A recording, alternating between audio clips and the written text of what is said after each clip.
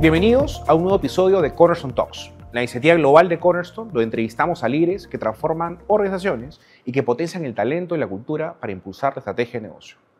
Hoy tengo el gusto de conversar con José Antonio Turriaga, CEO de Grupo F, uno de los holdings retails más importantes del país.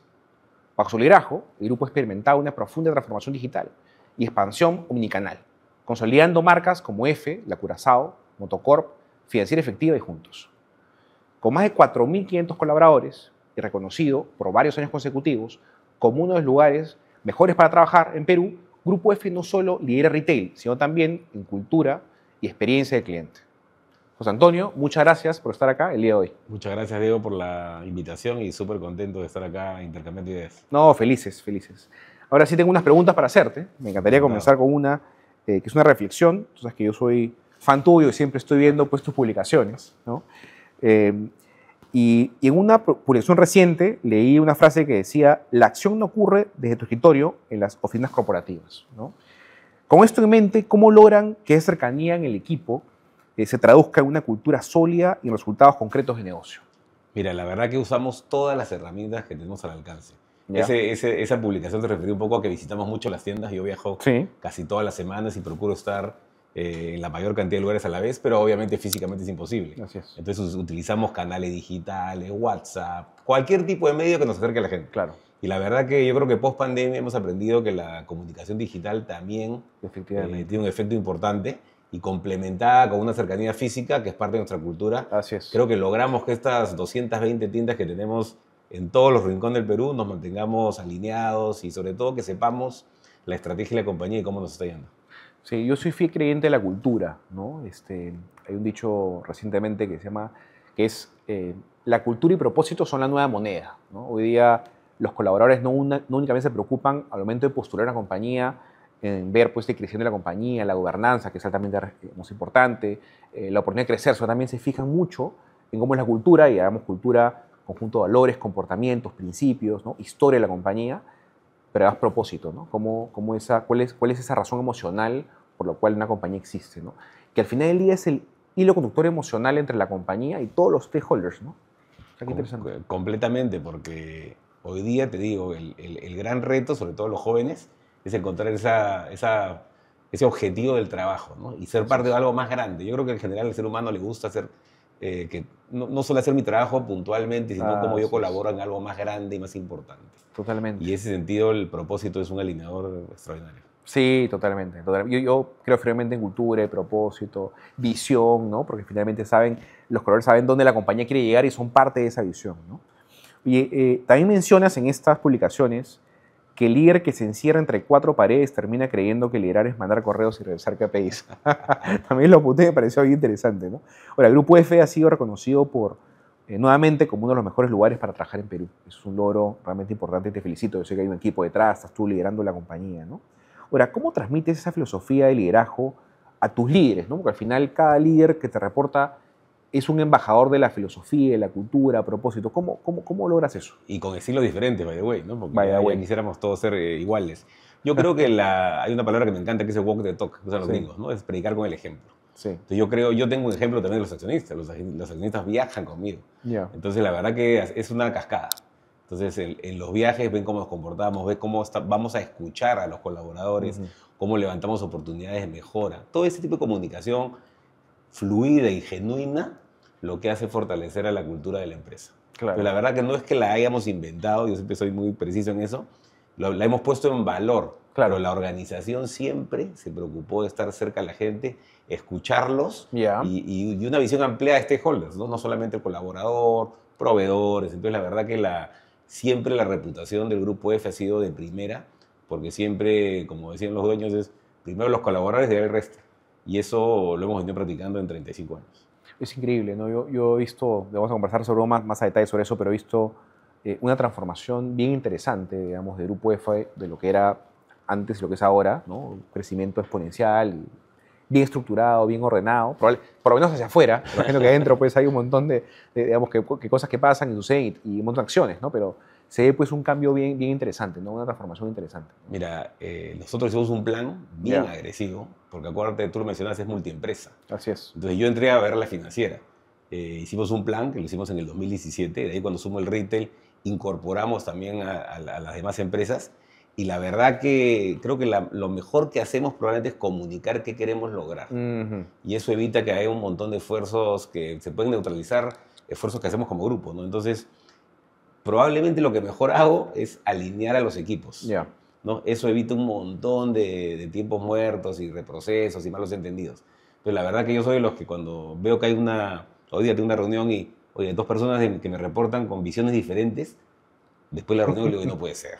Estamos a 3 metros de distancia, ¿no? Así es. Entonces, si es que hay una duda, acércate y conversa. Sí, totalmente. Yo también soy fiel creyente de la importancia de la comunicación, ¿no? O sea, comunicación acertada, el tiempo real, en el momento, ¿no? También conectado con el feedback también, ¿no? O sea, ¿cómo comunicas? Yo me acuerdo que cuando recién comenzaba mi carrera, tenía una persona que era mi jefa en ese momento, me decía, puede estar la estrategia súper clara, pero en la ejecución tiene que estar con excelencia, ¿no? Y parte de la ejecución es justamente cómo comunicas para alinear a todos los stakeholders para que esto realmente funcione, ¿no? Y tengo años en esta industria de talento y visto que gran parte de los proyectos que manejamos con los clientes es porque no hay una comunicación efectiva en estas compañías, ¿no? Mira, tú mira la encuesta de Gallup, seguro que la mencionabas, de lo que la mayoría de gente sale baja, las empresas salen bajas en los puntajes es eso, es en saber cuáles son los objetivos estratégicos de la organización. Y es donde mejor salimos nosotros. Sí, porque la verdad que en ese tipo de cosas hay que ser repetitivo y hacer una comunicación sencilla de entender. Así es. Y si puede ser inclusive hasta con símbolos, con simbología. En nuestro caso tenemos varios, como el actitud F, hace que la gente lo interiorice más fácil. Yo creo que la sobrecomunicación es realmente importante, ¿no? Sí. Suma. Creo que nunca resta la sobrecomunicación. Sí. Y la tenemos ahí y hay que usarla, ¿no? Yo trato siempre también desde el lado de líder que mi equipo conecte muy bien con el propósito, ¿no? O sea, que es impactar positivamente en la vida de las personas y compañías para que trasciendan.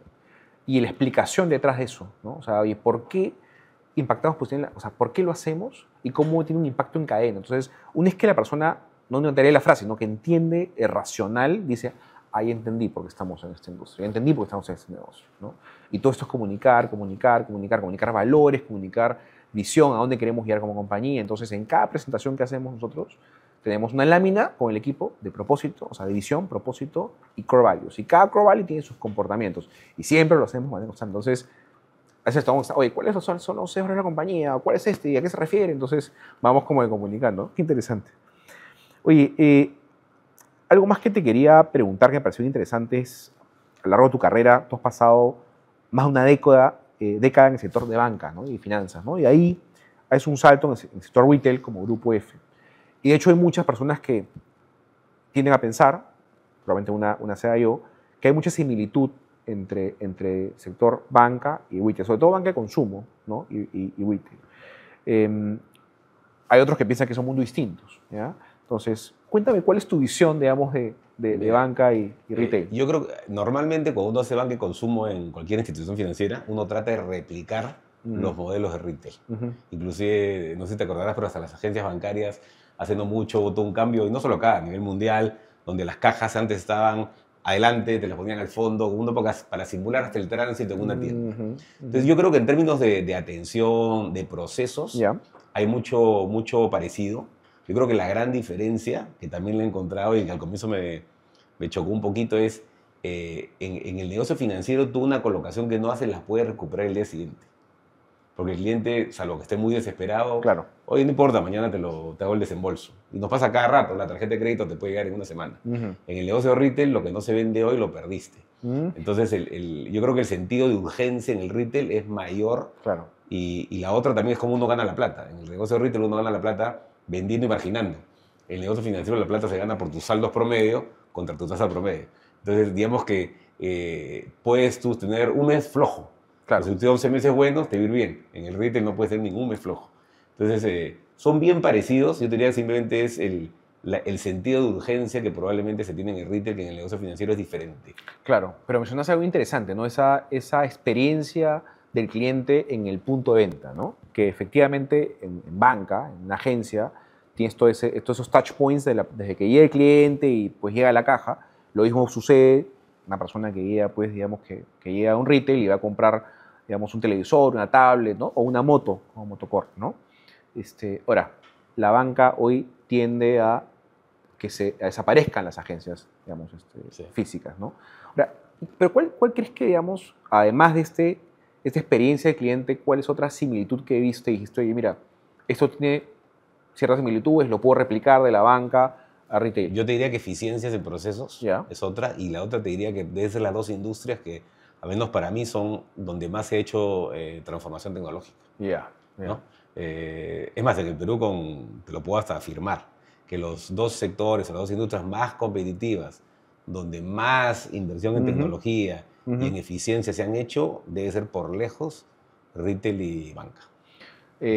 Yo agregaría una más, pero tú eres experto, ¿no? Pero nosotros en experiencia hemos buscado muchas posiciones, digamos, para AI, que está relacionado, el tema de data, ¿no? Todo el tema de gobernanza de data, ¿no? Que está dentro de transformación digital. Complementa a todos también, ¿no? Complementa a ambas industrias. Es. Pero cuando veo un cliente me dice, Diego, cuéntame dónde están más desarrollados la gestión de la data, siempre les digo, sector financiero y retail. Tanto gobernanza, analítica, ¿no? Cultura, ¿no? Al final llega a ser una posición relevante, pero traspasa la posición en rol y se convierte en cultura de data, ¿no? No, y aparte hoy día con las restricciones que hay, por ejemplo, para contactar a no clientes, claro. el uso adecuado de la data, el uso inteligente de la data te puede hacer la diferencia entre ganar y perder. Claro. Nosotros tenemos, por ejemplo, felizmente que siempre invertimos en una muy buena base de datos. Claro. Tenemos muchísimos consentimientos, pero conozco empresas muy grandes que no, y la están pasando ahorita mal. Claro. ¿Y tú tienes hoy día un área de data? ¿O? Tengo un área de inteligencia de datos que está dentro de marketing.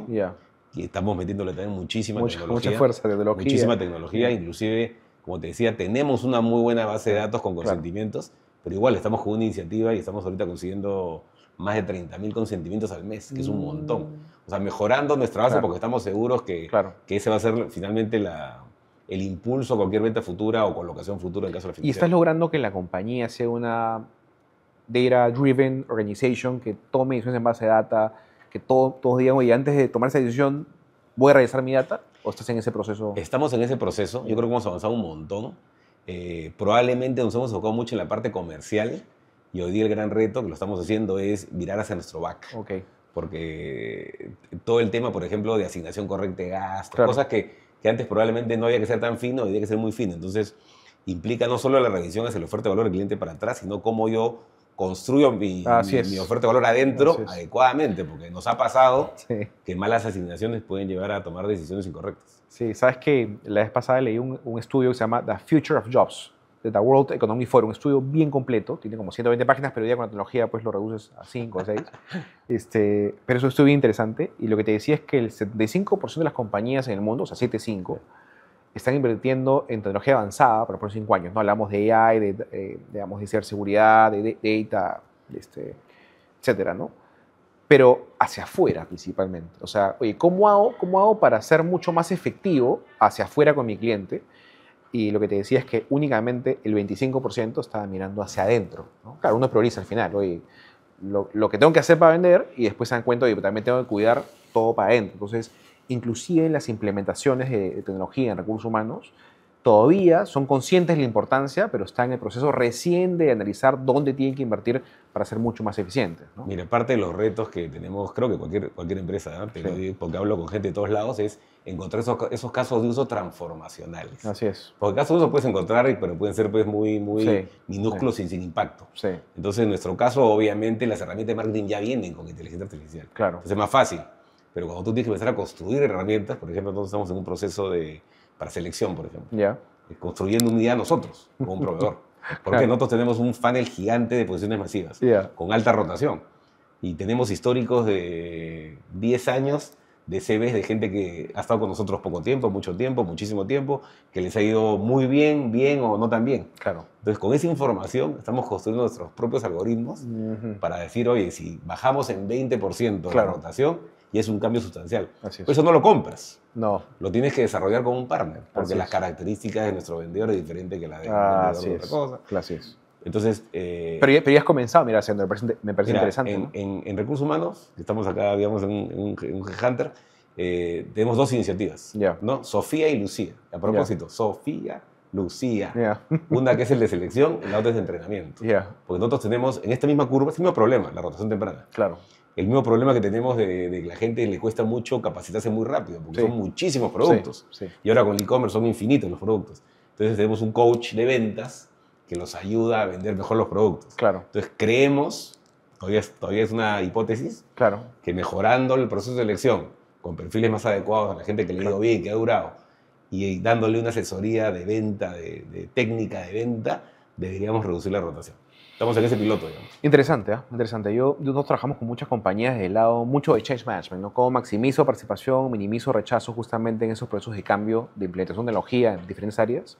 Y otra, además de tecnología para selección, es tecnología justamente de entrenamiento, de upskilling, reskilling, pero personalizado, ¿no? Decir, oye, mira, ¿cómo ayudo a estos colaboradores que normalmente lidian con el cliente? Y me he dado cuenta, en base a la data, que son más hunters que farmers, traen más clientes, pero descuidan los clientes. ¿Cómo lo ayuda a que entienda qué es lo que tiene que hacer para no únicamente traer clientes, no mantenerlos, ¿no? Pero todo a través de tecnología, de información, y te va identificando y dice, mira, esta persona necesita trabajar en A y en B y en C, en base a data, ¿no? Lo bueno es que cuando tienes la información puedes preparar la IA. Así es. El tema es cuando no la tienes. Tal cual. Acarbarla primero.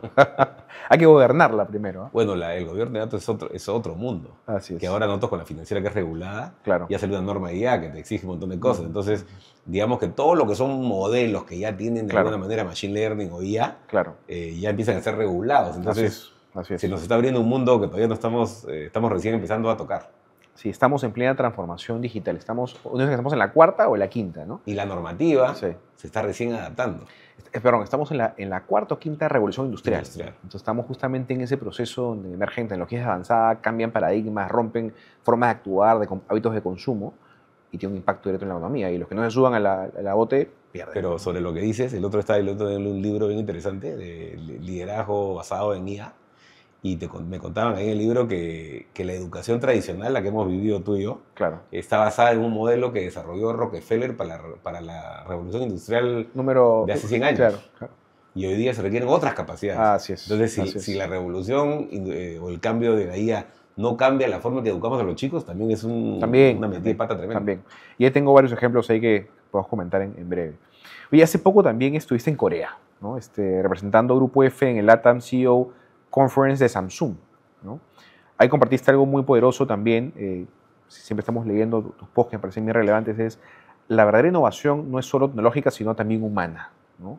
Y en ese contexto donde Grupo F ha pasado por una transformación digital acelerada, o sea, yo te he seguido durante varios años, hemos conversado creo que en diferentes oportunidades, todo el tema de omnicanalidad, marketplace, nuevas alianzas.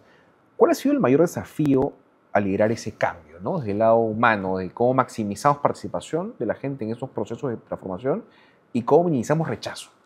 Mira, creo que el gran reto ha sido, y tuvimos un poquito de suerte, porque creo que la pandemia nos obligó a ser más receptivos a todos. Claro. Pero yo creo que el gran limitante es que la gente entienda que la forma de trabajar cambió. Claro. Y que hoy hay herramientas que no había antes y que nos obliga a trabajar diferente. Pero volvemos a lo mismo, ¿no? Con buena comunicación, entendiendo y explicando las ventajas, creo que la gente se vuelve un receptor de nuevas formas de trabajo más rápidas. Y sobre todo comunicando las cosas, los quick wins, ¿no? Claro. Nosotros éramos un modelo de venta de tienda puro. Y con la pandemia nos cerraron las tiendas. Claro. Entonces imagínate estar cerrado 90 días. Tuviste que reinventarte, pensar fuera de la caja. Y que en línea te empecemos a entrenar a usar una venta digital. Así es. Entonces la gente, la verdad que tuvimos suerte porque lo tomó muy bien, muy positivamente, porque si no era no vender. Sí. ¿No? Sí. Y de ahí, cuando empiezas a demostrar que esas cosas funcionan, como que se te genera un círculo virtuoso. Claro. Y empiezas a invertir en tecnología, la tecnología te trae ciertas ventajas y se vuelve un gran ventilador de transformación, ¿no? Sí, definitivamente, ¿no? Creo que en la pandemia, yo tuve un hijo que nació en la pandemia, soy el 28 de marzo, y pedí ciertas cosas para mi hijo porque no había dónde comprarlas, ¿no? Y me llegaron 3, o sea, pedí una vez, me dieron 3 paquetes diferentes, ¿no? Entonces tuve que llamar al CEO, que era en ese momento, es amigo mío, y le dije, oye, tienes que venir a recoger tu paquete porque me ha llegado 3 repetidos diferentes días, ¿no?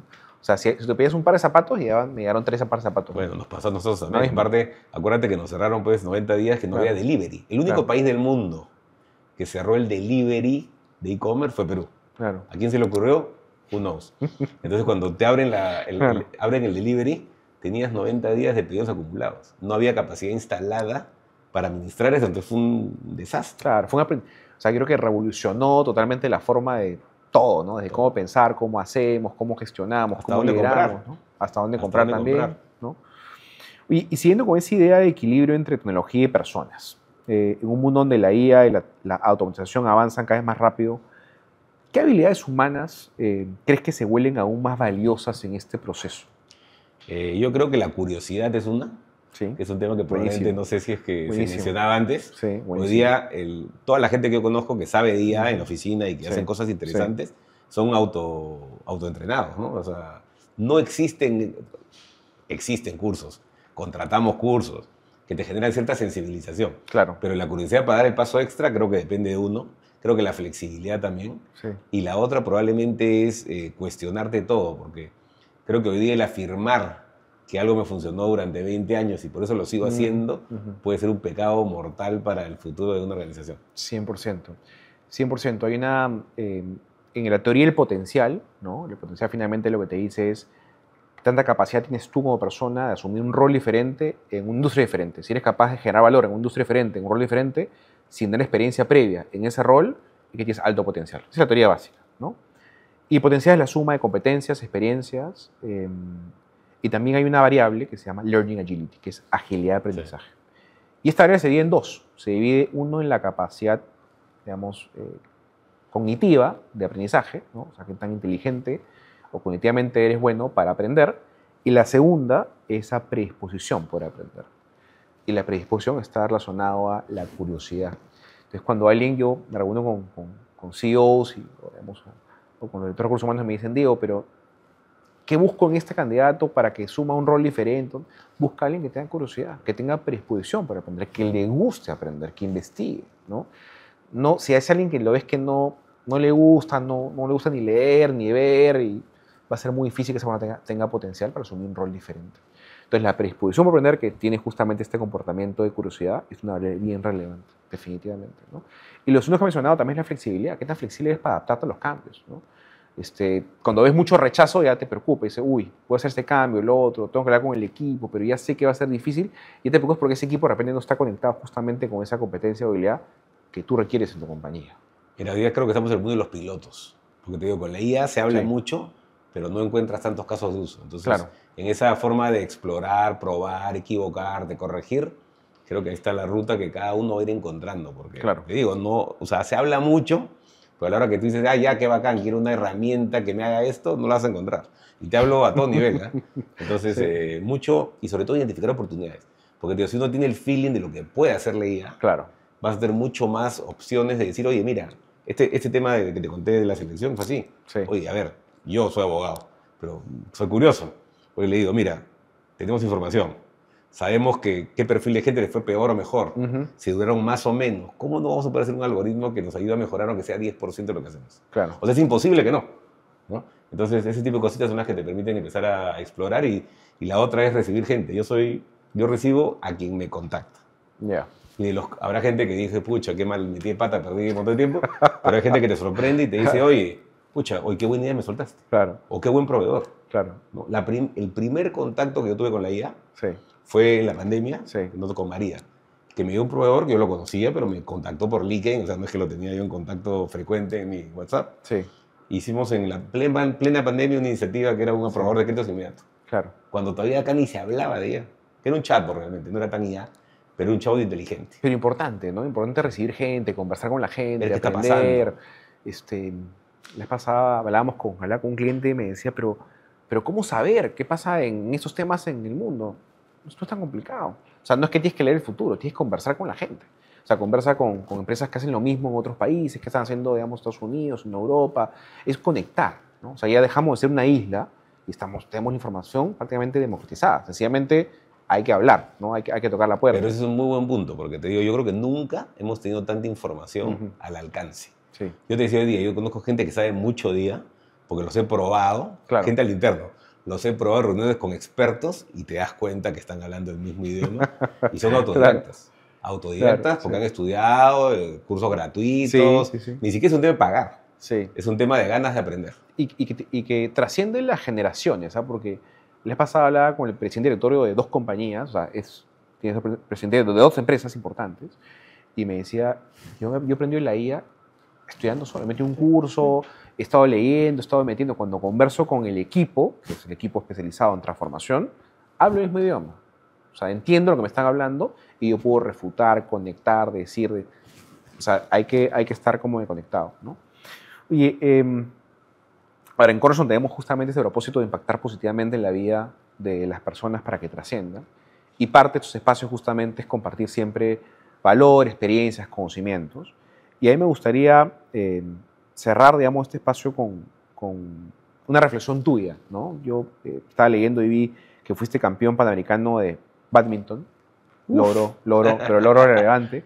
Y yo siempre he conectado mucho esta experiencia como deportista, ¿no? Como atleta, porque hay mucha disciplina, con también el mundo corporativo, laboral, ¿no? Entonces, ¿qué conexión ves entre una y otra? ¿Y cuál es tu aprendizaje o tu reflexión? Oye, mira, gracias a esto pude replicar esto y lo aplico a mi compañero. Mira, yo creo que hay varias cositas que uno va aprendiendo cuando hace deporte competitivamente, ¿no? Uno, que si quieres ser mejor, tienes que entrenar más que el resto. ¿No? Salvo que seas un superdotado, que ya no existe en ningún deporte, el esfuerzo y el entrenamiento es la única forma de destacar. La suerte, obviamente, siempre es un factor, pero la suerte va a hacer que le ganes a uno que está igual que tú, no que está mejor que tú. Claro. Eso yo diría que la dedicación, el tema de saber competir, creo que es un tema bien importante. Yo soy un convencido que hay que competir en buena fe, buena lid, ¿no? El optimismo, ¿no? Yo creo que uno siempre, al menos yo llegaba a cualquier torneo, así me tocase con el campeón mundial, claro, siempre con la voluntad de que yo le podía ganar ese día, ¿no? Entonces, yo creo que el optimismo, la disciplina, el saber que las cosas se ganan, el también aguantar la frustración, porque también ganas y pierdes. Ojalá uno ganase. Sí. Además, ahorita leí una entrevista a Federer que también había perdido no sé cuántos partidos. O sea, entonces, yo creo que son buenas prácticas que te van formando inconscientemente, obviamente, sí, pero que te hacen ser, creo que en el fondo, más resiliente a un ambiente competitivo que yo siento que es un tema que a mí no te lo hubiera podido haber dicho hace 3 o 4 años, pero ya te lo digo. Es un ambiente competitivo que cada vez se acelera más. Claro. Porque ya no compites solamente ni con tu industria ni con tu país. Compites con jugadores gigantes, sí, con bolsillo de payaso, con capacidades infinitas. Entonces, creo que es cuando la creatividad y la resiliencia de un empresario local que tiene los recursos que tiene y que opera en una sola geografía, tiene que salir a tallar. Sí, yo tengo varias reflexiones, ¿no? La vez pasada veía un video de Niki Lauda, que fue corredor y campeón de Fórmula 1, y en esa reflexión decía, he aprendido más de los fracasos que cuando ganaba, ¿no? Porque cada fracaso pues te hace poder, o sea, cuando no ganas no se pone a pensar por qué ganó, uno ya ganó y dice, ya, no, soy el mejor, ¿no? Pero cuando uno fracasa comienza a identificar punto por punto, hace toda esa reflexión de decir, aquí fallé en lo otro, fallé acá, fallé allí, ¿no? Entonces al final del día, ser competitivo de manera, digamos, desde el punto de vista de deporte, te da disciplina, pero también te da pues ese ojo clínico de hacer reflexiones también de por qué gané o por qué perdí también, ¿no? Completamente. O sea, creo que es bien interesante como esa mirada. Ese es un buen punto, ¿no? El corregir. Porque en un mismo partido tú puedes ir con una estrategia A que no termina funcionando y tienes que corregirla en línea. Es una forma también de ser más flexible, ¿no? Así es. Y tú dijiste lo competitivo, ¿no? En lo competitivo, sí. Es importante ser competitivo. En el buen sentido, ¿no? Sí, totalmente. En mi caso tuve la oportunidad de... Yo hice karate gran parte de mi vida y fui subcampeón panamericano también y fui campeón metropolitano. Ah, qué bueno. ¿No? Y algo que cuando era más joven no entendía era que era altamente competitivo, pero a medida que pasaba el tiempo comencé a entender que tenía que disfrutar el camino, ¿no? O sea, cada oportunidad de competir era un disfrute, dejaba de ser como una tensión y disfrutaba. Ya no importaba si ganaba o perdía. Me encantaba ganar, ¿no? Como a todos, pero si perdía sentía, oye, di lo mejor de mí, ¿no? También esa parte de disfrutar el camino creo que también es altamente relevante. Y ¿no? para todo, ¿eh? Te diría que hasta para la vida personal y profesional. Así es. Hay gente que vive, ni bien ha terminado un reto, se está poniendo el siguiente, que es bueno, ¿no? Claro. Pero yo tuve un jefe que un día me dijo, oye, tómate siquiera 5 minutos para disfrutar lo que has avanzado, ¿no? Por lo menos el último día del mes, sí, o el último día del año, ¿no? Tómate un día, 2 días y arranca nuevo, ¿no? Yo le llamo eso, a veces le cambio el nombre, pero le llamo esta madurez ejecutiva profesional, ¿no? Ese es el tomarse unas vacaciones. Probablemente uno no llega a desconectarse, ¿no? Porque siente que está siendo irresponsable, ¿no? Sí. Pero el desconectar es altamente relevante para reconectar también, completamente, ¿no? Te rajas la mente, despejas, conectas con tu familia, ¿no? Entonces esos espacios son espacios también sumamente relevantes, ¿no? O sea, no, son recargadores, sí. Y lo que es verdad que hoy día, por más que queramos conectarnos, es bien difícil que ya te desconectes al 100%, ¿no? Porque claro, hoy día tendrás que dejar el celular. Tienes todas las herramientas, ¿no? Con cosas raras que claro, no lo haces. Tienes el reloj, ¿no? Que tienes el celular, tienes la tablet. Sí. O sea, en verdad hoy día yo creo que tú, o ejecutivos como tú, como yo, en verdad trabajamos 365 días al año, sí. ¿No? Que hay días que menos tiempo, pero si estás conectado, estás conectado. 100%, 100%. Oye, José Antonio, muchas gracias por estar acá con nosotros. Hemos disfrutado esta conversación realmente espectacular. A quienes nos ven, gracias por acompañarnos en este episodio de Cornerstone Talks. Los invitamos a seguirnos en nuestras redes para más conversaciones con líderes que están transformando el talento y sus compañías. Hasta la próxima.